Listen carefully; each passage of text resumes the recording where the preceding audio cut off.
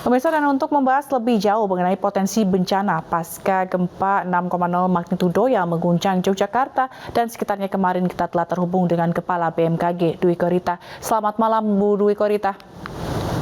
Selamat malam, Mbak. Assalamualaikum warahmatullahi wabarakatuh. Waalaikumsalam warahmatullahi wabarakatuh. Bu, ini seberapa besar atau apakah ada kemungkinan gempa susulan dan ancaman tsunami, Bu, dari gempa kemarin? Kalau tsunami tidak ada, sudah dianalisis sejak awal, itu kemungkinan tsunami tidak akan terjadi. Gempa-gempa susulan memang terjadi, sampai pukul 6 tadi ada 48 kali, namun frekuensinya semakin melemah. Jadi selang kejadian gempa susulan itu semakin jarang, dan kekuatannya pun semakin melemah.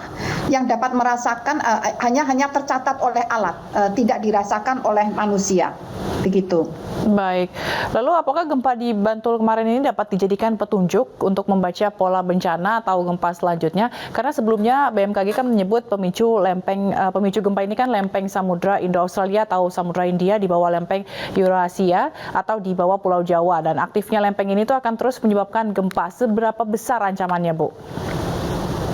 Jadi sebetulnya studi atau kajian tentang potensi kegempaan di Indonesia, termasuk di wilayah selatan Pulau Jawa, ini sudah banyak dilakukan, dan potensi terburuk, ya, saya katakan skenario terburuk, kemungkinan terjadi, ini skenario terburuk adalah dengan kekuatan 8,5 hingga 8,7. Nah, itu masih mungkin terjadi.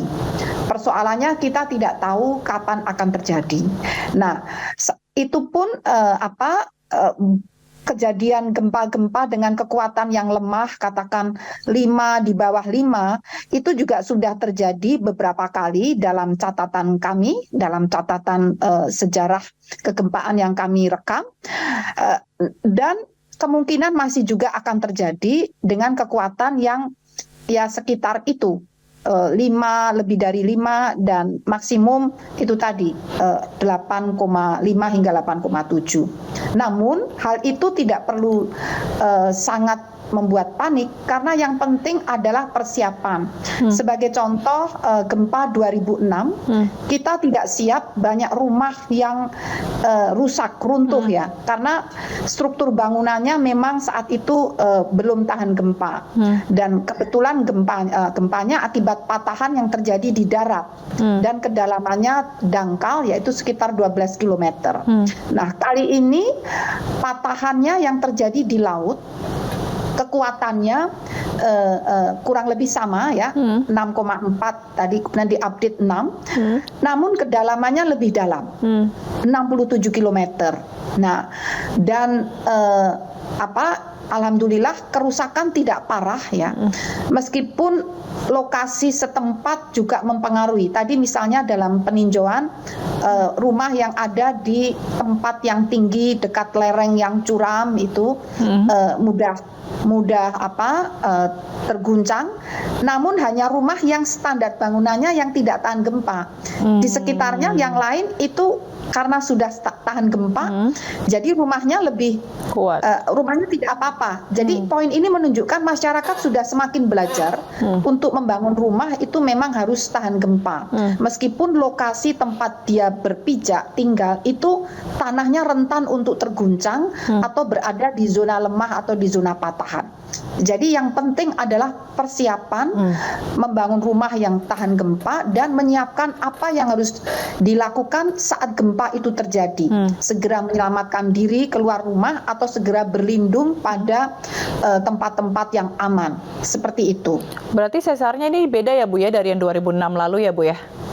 Beda. 2006 ada di darat, ya. Kalau ini ada di laut, dan kedalaman pusat gempanya juga sangat berbeda. 2006 kedalamannya dangkal 12 km, saat ini kedalamannya 67 km, sehingga spektrum dampaknya semakin luas.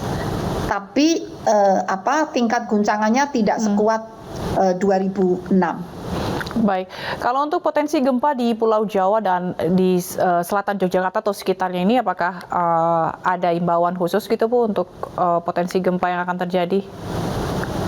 Iya, potensi kegempaan di wilayah Indonesia, termasuk selatan Jawa, di Selat Sunda, di sebelah barat Sumatera Barat, kemudian di beberapa wilayah di Indonesia Timur, seperti di utara Sulawesi Utara, kemudian juga di wilayah Kepulauan Maluku, ini masih cukup tinggi dari kejadian-kejadian yang kami rekam, meskipun magnitudonya tidak selalu kuat.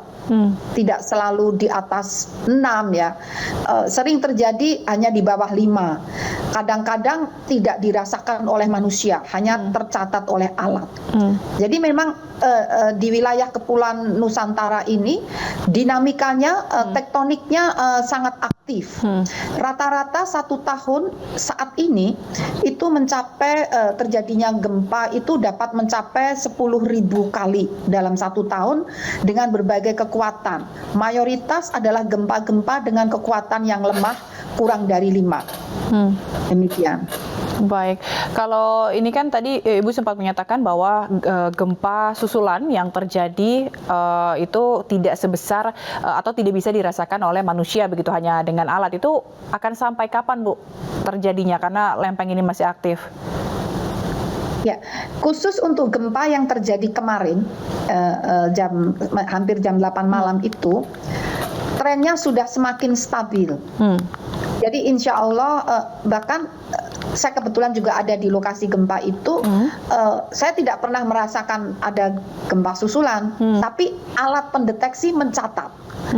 Jadi insya Allah yang khusus gempa kemarin ini semakin stabil, semakin tidak terjadi gempa susulan. Demikian. Baik. Hari ini pun sudah mulai tenang, begitu poinnya sudah nggak ada terasa gempa-gempa susulan hari ini pun demikian.